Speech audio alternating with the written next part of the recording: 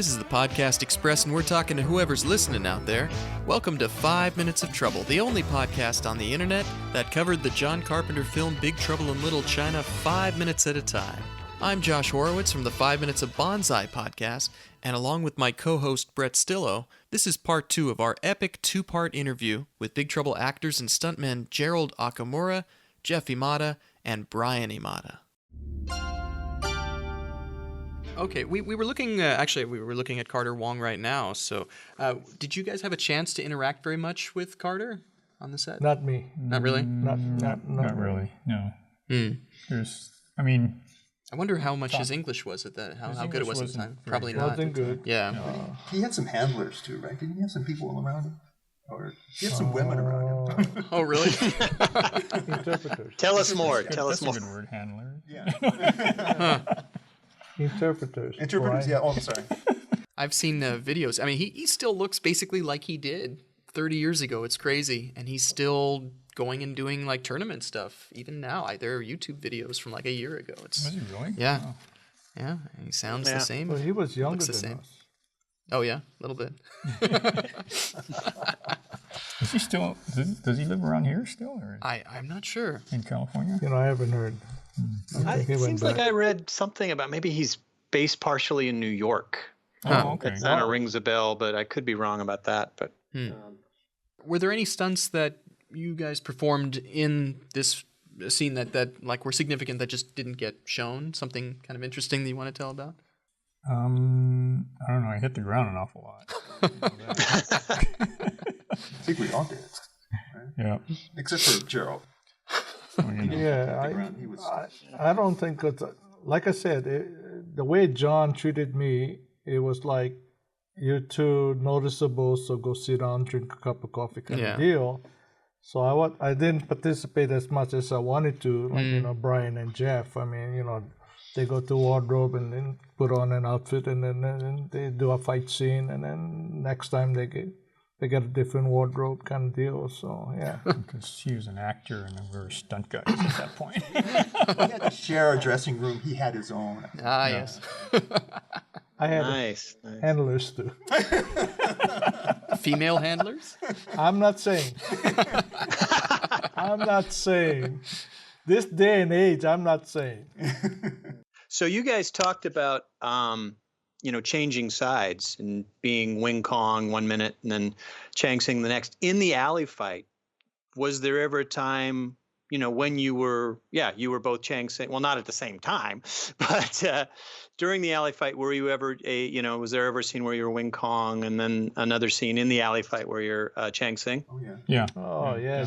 Jeff and Brian did all of that. Yeah. Yeah, because I would think so. there weren't very many, because the guys who were the Wing Kong and were the Chang Sing, they were in character, and so they had to play themselves, and there wasn't, and those guys were all accomplished martial artists, and for the most part, almost everybody, and then like I said, there was very few Asian stunt people at that time, and so we had to double up to play the rest of the gangs to get beat up. So so there was probably another maybe 8 people or something, 6 or 8 people that were left to fight all those guys. So we sort of rotated around and just hit our faces and stuff like that. Yeah, that's why you can't really see us a lot because our backs to the camera. So okay. We'll run off, change, and come back. Right. And get beat up again. Got it. And sometimes you'd come out of the shot and maybe take off your turban and run back in the shot to do another.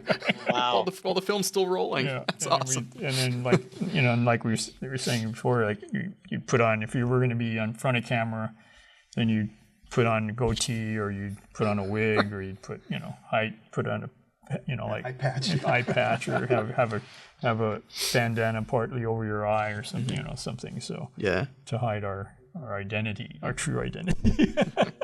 You totally make it work because, you're saying it's, a sequence with maybe 70 or 80 guys, and on film it looks like there's hundreds of you. So it totally works. Yeah, they're the main principal pieces of action, and everybody else was filling in to make it, fuller, and then they weren't saying, they weren't trying to imply that those of us that were doubling up that we all looked at this. Everybody looked alike, but that we all looked the same. But but it showed your versatility. I mean, that's awesome.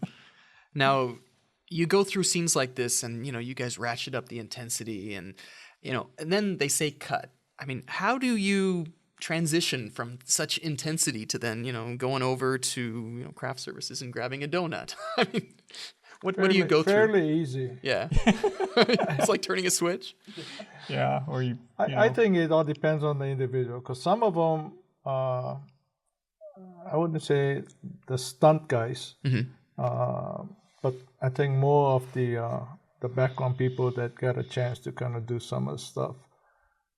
They're hyped up way before they shoot the scene, huh? Yeah. And it takes them maybe a while to kind of come down, I think. But I think that as a whole, correct me if I'm wrong, Jeff, but most of us just kind of get ready for the next opportunity to or to do our we'd like I was saying before, we'd stick around on set and just make sure our friends were there you go. were if there's anything that we could help them with, or if there was a miss or something, or as far as a punch or kick or something, that we give them our 2 cents to help make them look better and stuff. So I think at this point we're going to move on to kind of the final scene that I wanted to talk to you guys about, and that's the great arcade sequence at the end. And it's interesting that this scene is, you still have the Wing Kong and the Chang Sing, but we've moved now from the territory of sort of traditional kung fu action movie to more of the fantasy kung fu. We've got people on wires. We've got those ramps. What do they call those things? I remember the air ramps. Yeah, you got people flying all over the place. So I'm curious to hear what you guys have to say about this. So we're going to watch now minutes 80 through 85. Actually, I do want to rewind this a little bit, because there's that one scene where we see you, Gerald, with those beautiful axes, these big silver things, and I was just curious how heavy those things were. What was it like carrying those axes in that scene? Those weren't props. Those were real Chinese axe, and they must weigh about 75 pounds. Yeah. Those were heavy, Now, you didn't actually have to fight with those, though. You were just sort of carrying them. Right. Yeah. Yeah. Actually, you believe that? I Brian? do. Yeah. Yeah. I wasn't there, so I believe that. You think so? Yeah. And you carried them all day long, and I had to carry it at home. I had to sleep with that axe. That's why he made has it guns. look very light. And I told John, I says, forget the axe. I got guns. Oh, those were props. I've heard later that he actually did kind of hurt Susie Pie with that needle prop, and you can see her physically wince if you look like right around. Oh yeah. She's like, oh, that hurt her. That's acting. That's acting, is right. It's supposed to be in a daze. So, What did you guys think of this set? I mean, what an incredible neon, massive set for the Great Arcade. Fantastic, yeah. That's the best. He just gets knocked out for a good 30 seconds. And they're running over that was a couple of different sets. Oh yeah, no, we talked to James about how that was done, and he suggested that an excellent scene. And there's just so much happening in this, and editing makes it feel right. Everything happening in the background here. So you guys were part of the Chang Sing and the Wing Kong that were fighting back then? Yeah. Yeah, Dennis had a couple different doubles too. Mm-hmm. Yeah, very realistic looking. Oh, there it is. And that's Jim Lau? Yeah, that's Jimmy Lau. Mm. He was what, executive producer? No, he was associate producer. Associate. He and James Liu became associate producers. Yeah. That's the only scene that I die in the movie. Yeah. Any movie. Any movie. Any movie? I found out that was a reverse shot right there. That was a reverse shot, Yeah. And Dennis trained hard so he could do most of that. Yeah. And James said that he took that very seriously, and he would really work hard with that He one. walked around with a sword. Mm-hmm. And another chance for Jack to basically just be incapacitated for like a minute and a half. That's right. That way he can't get in trouble. And that was done with trampolines. Yeah, double tramps going. Did one of you guys have to be lying on the ground, dead in any of these scenes? Yeah, I think it's different. No, not too much. I think only the master, I think. Yeah, at the end, toward the end, I think, right? Yeah, because most of the time they wanted the bodies out of there to give room for the rest of the shoot. I just love how long that sequence goes on. I know. It's so great. Mid-air flight. He's still struggling. Who's in that suit? I can't remember his one. Is that Cunning? Oh, maybe. What was his name now? Kundi, the cinematographer? No. Stunt guy. Stunt. Another guy from Hawaii. Cummings. Bobby Was it Bobby in Cummings. there? Or was it Cardiente? Oh, what? No, Wearing I think that was Bobby Cummings? Cummings in the ceremonial guard suit. in that with the scene with Kurt Russell. And I wonder who the two actors were who were playing the spirits right here, who were fighting these guys. I can't remember. That was shot later. In the making of Big Trouble, you actually see they had a production still of what their whole costume and makeup looked like. It was very elaborate. You just can't see it. Yeah, they had so much stuff to cover with telling the story that they couldn't show a lot of the fight stuff. Yeah. You know, so And there's at least 5 individual sort of fight stories going on here. Oh, and then the sad end of Al. yeah. Did you guys get to see when they destroyed this? Yeah. That's a great way to... Instead of dismantling a set, you just get to kind of destroy parts of it. Yeah, those And were dummies. all practical effects, too. A lot of dummies in this. Did he call you a dummy, Brian?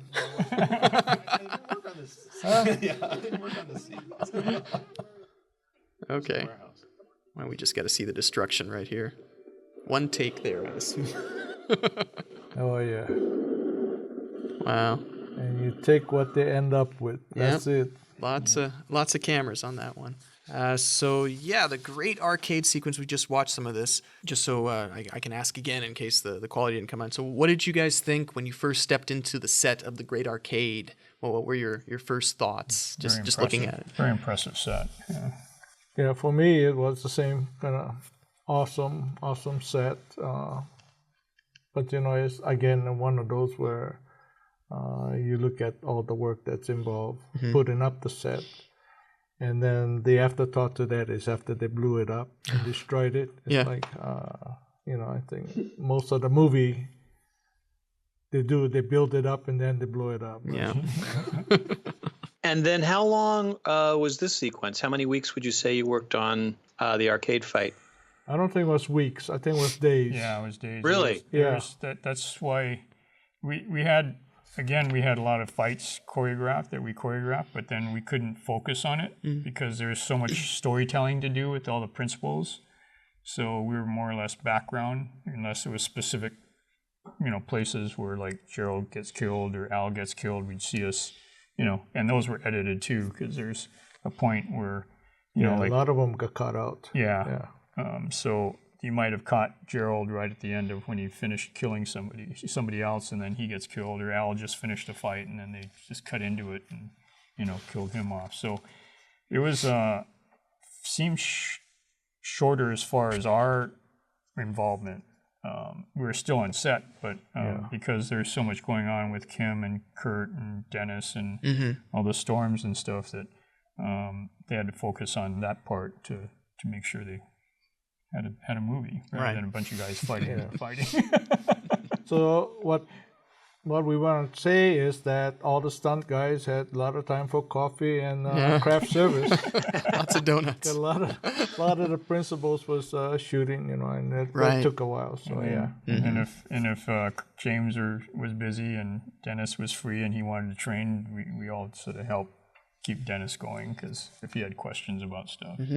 Yeah, like I said, I think everybody was very helpful and receptive. The other thing was that they were very, I think, receptive. I think that was the key, I think, because a lot of them had a lot of experience and was sharing it. And the ones that accepted the critique and whatever, I think, benefit the most, I think. You know, it's interesting you say that, Gerald. I remember during our interview with James Liu, he mentioned that he was very... happy that the cast of people who worked on the film, everybody left their egos at the door James said. Did you guys felt that? I mean, that the people that you worked with? Yeah, I mean, definitely. I mean, especially, it was great, all the different martial artists from all the different styles, and everybody got along great, and it didn't matter what you trained in or anything like that, because sometimes there's a little bit of a conflict. Sometimes. There was a few. Yeah. There were. But not so much with the stunt people. Yeah, because we had worked together. Yeah. We worked together before. But the background people, there was occasion that they didn't want to be paired off with somebody. They wanted to win. They didn't want to lose. Yeah, that's true. Remember? Too. Yeah.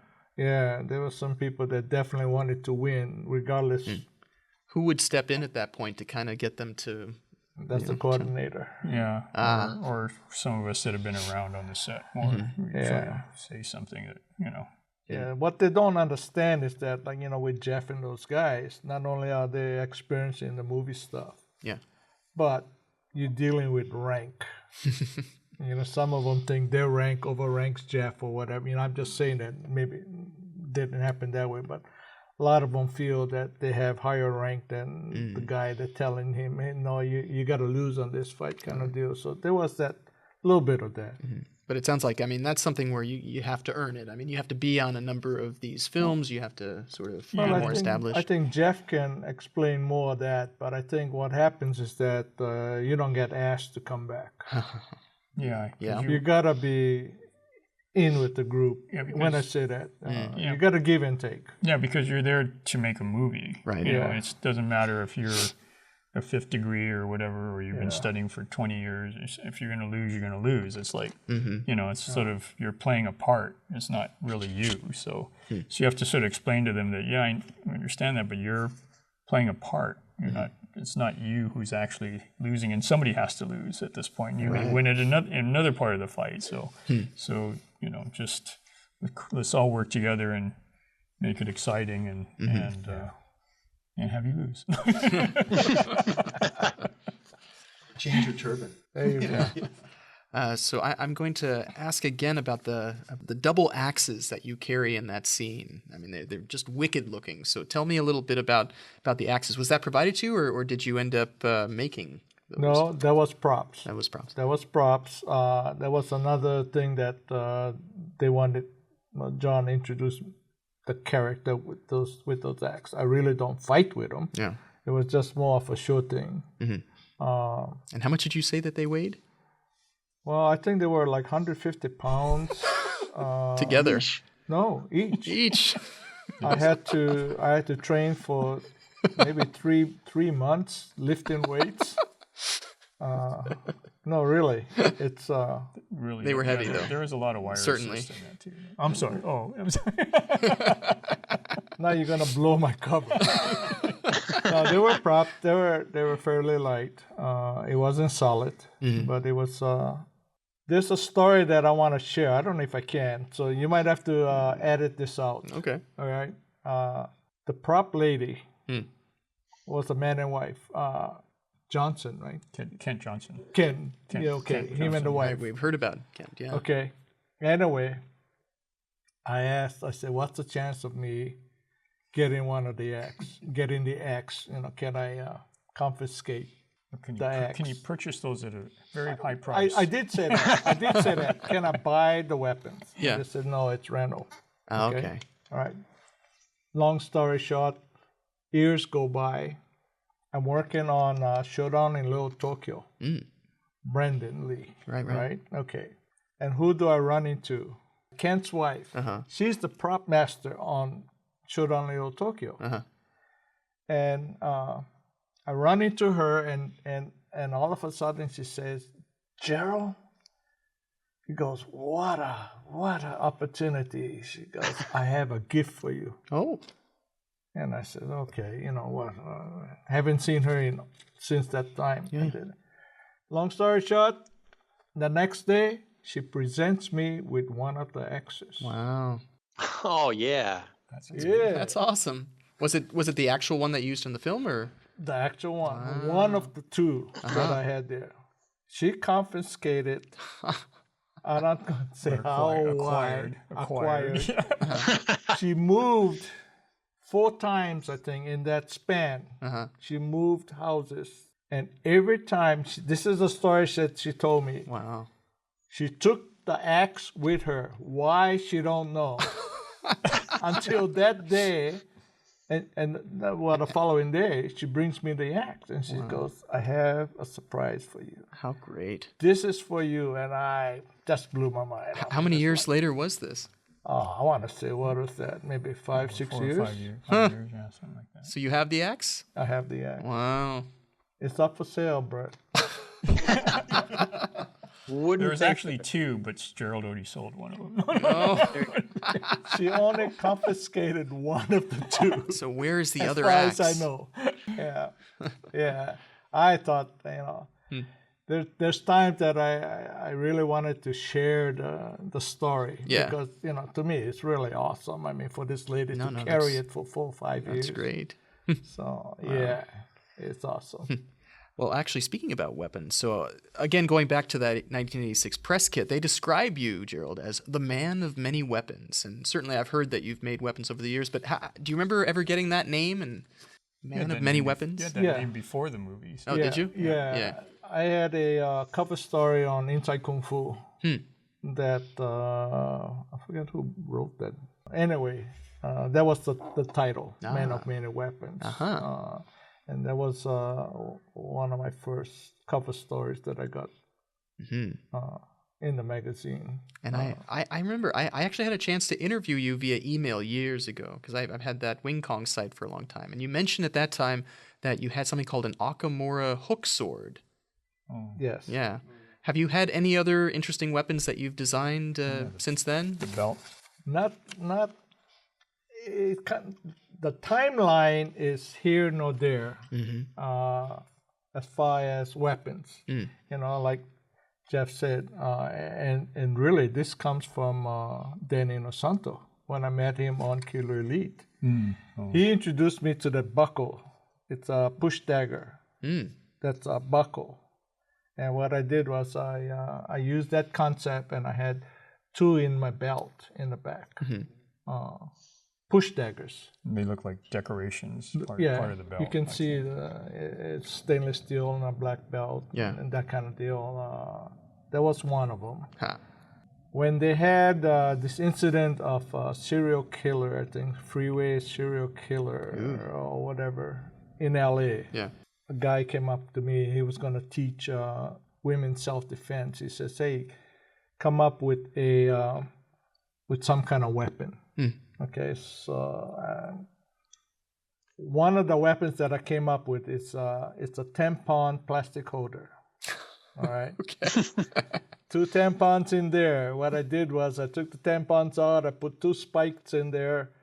Put the cardboard back on. Put the cover back on the tampon holders. Now all you got to do is reach in and take the cover off, and all you see is 2 tampon cardboards, and all you got to do, you're close enough, you can just shove it right in the guy's throat. So that was my concept, and the guy says, I don't think this is legal.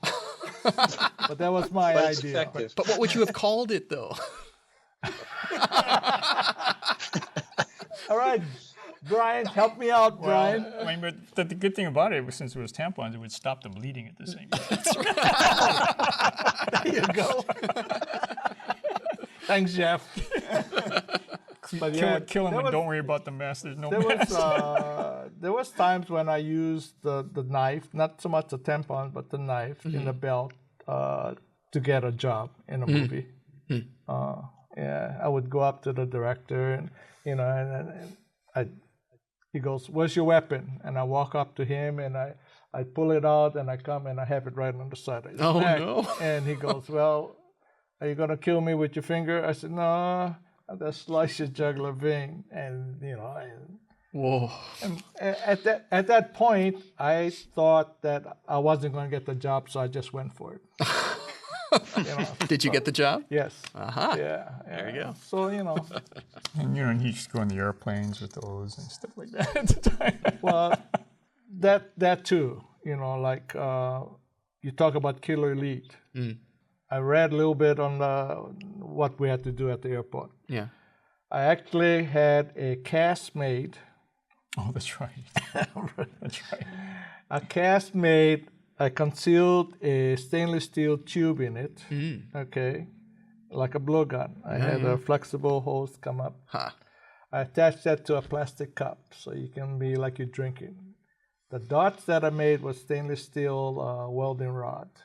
Okay, and I would conceal these in 120 hot pack. I would have 8 of them in there. And I took that to do Killer Elite.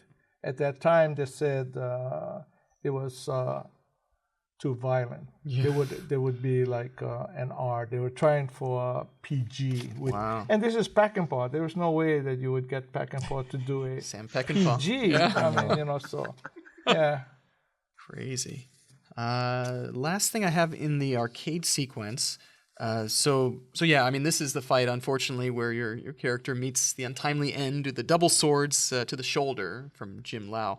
Was this part of a longer fight sequence where you actually? It was. Yeah, it was. Yeah, we just went back and forth, like Jeff said. You know, when they got to the editing room time frame, they started doing a lot of chopping. Yeah. A lot of people. I mean, but yeah, most of the fight scenes that you see is chopped up. Yeah, it's not the it's full choreographed to at least what would you say 20-25 moves. Yeah. Yeah, at least. Yeah. And then gives the editor enough room to kind of edit what he wanted, kind of deal. Yeah.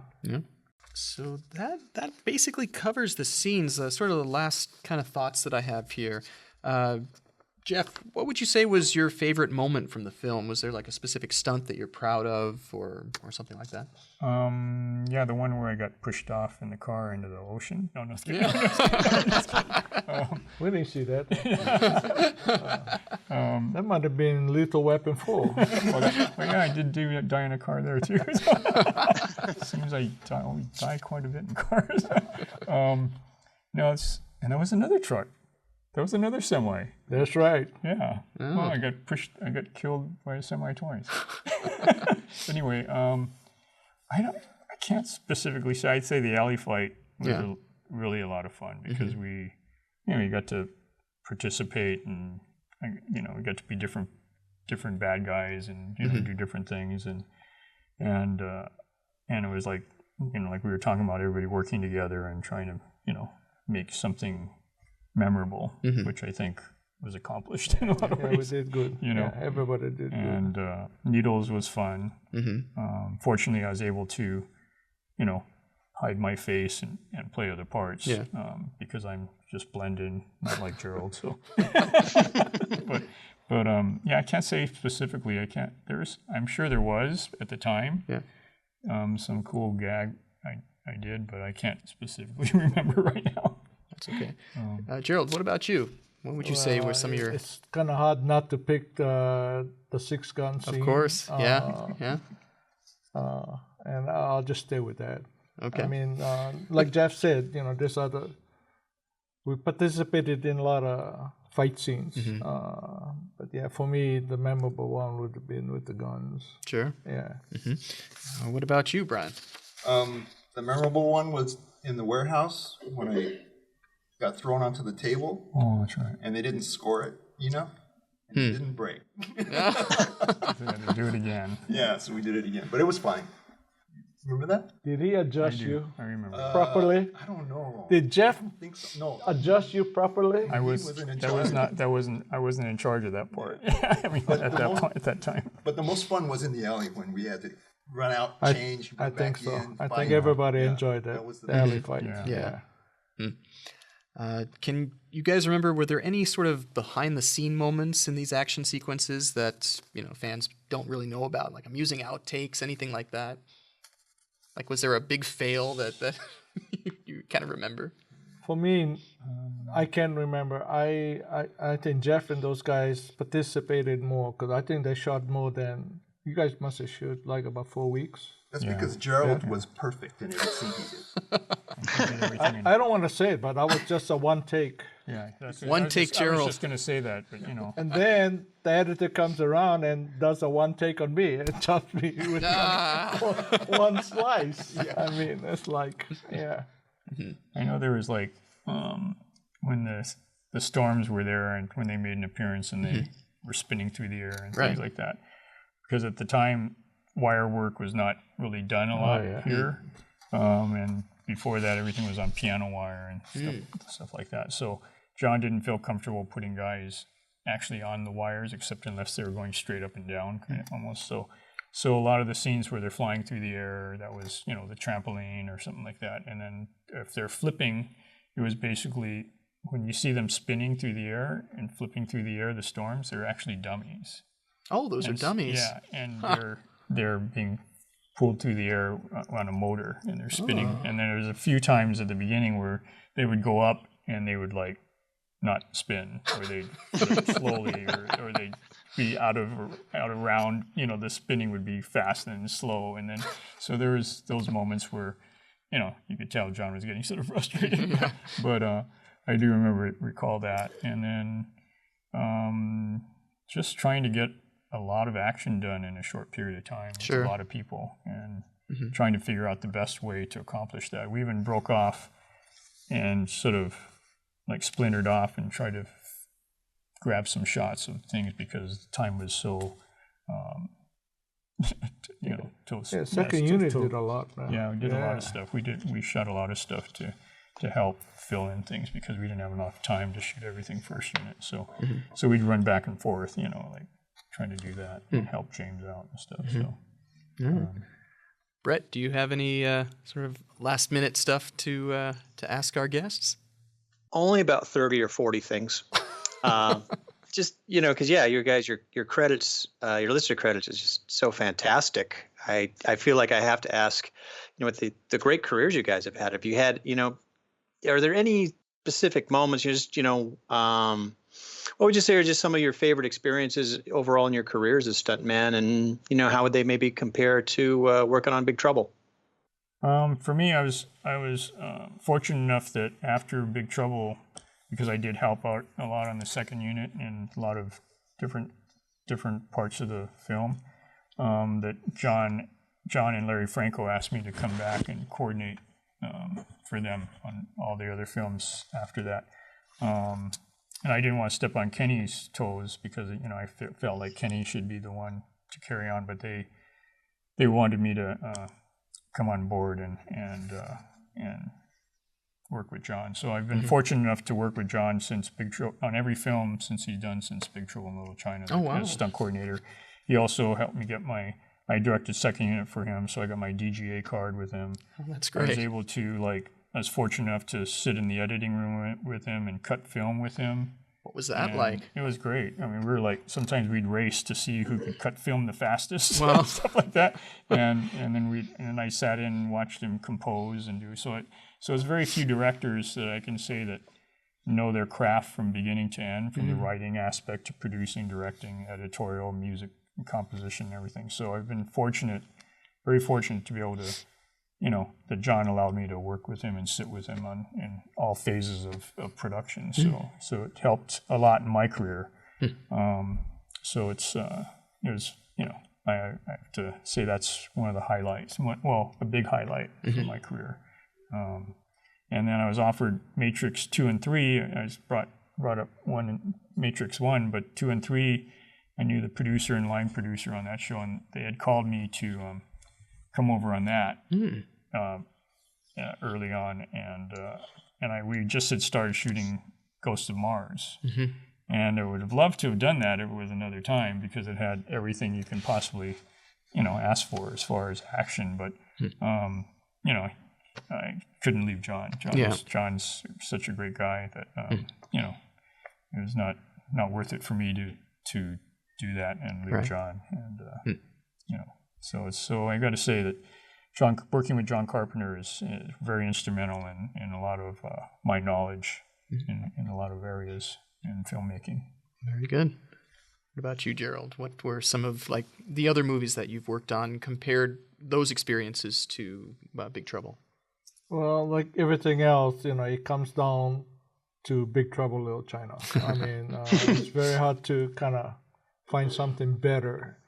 And in other interviews, you have it as what is your favorite, and a favorite can be being a principal in a project, right, or being a stunt guy getting the recognition like Big Trouble and the six-shooter guy. You know?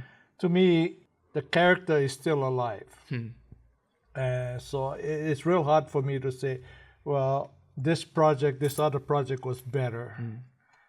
Most of it, I try to have as much fun on it as possible.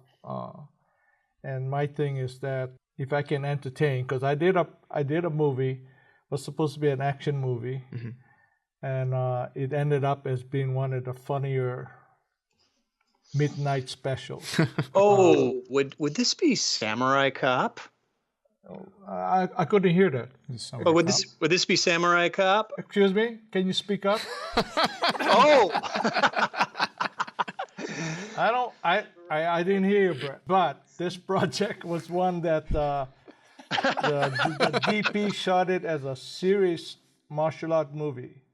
And when I went to see the screening, a midnight special, sitting in the audience was just laughing at scenes, at dialogue, but they were enjoying themselves. So after the movie, we had questions and answers, cast and crew.